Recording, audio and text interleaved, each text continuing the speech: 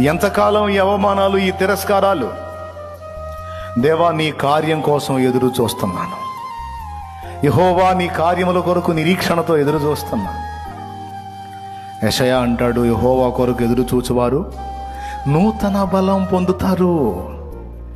క్రొత్త కార్యాలు చూస్తారు, క్రొత్త బలాన్ని కూడా పొందుతారు. ఎవరెవరు ఏ స్థితిలో పడున్నారో ఒక్కటే మాట ఈరోజు దేవుడు చెప్పమన్న మాట. నేను ఈ స్థితిలో పడున్నాను, నా గతి ఏంది అని అడిగిన వారికి ఒక్క ముక్క చెప్పవా ఈరోజు అన్నాడు. అది చెబుతున్నా.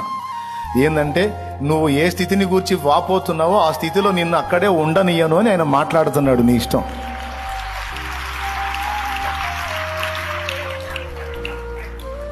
దుర్వ్యసనాల్లో చిక్కుబడిపోయి బురదలో పందికి నాకు తేడా లేని బతుకుతున్నాను. ఎంతకాలం అంటే దేవుడు అంటున్నాడు, నిన్ను ఆ స్థితిలో ఉండనియను. నువ్వు నా వైపు చూస్తున్నావుగా.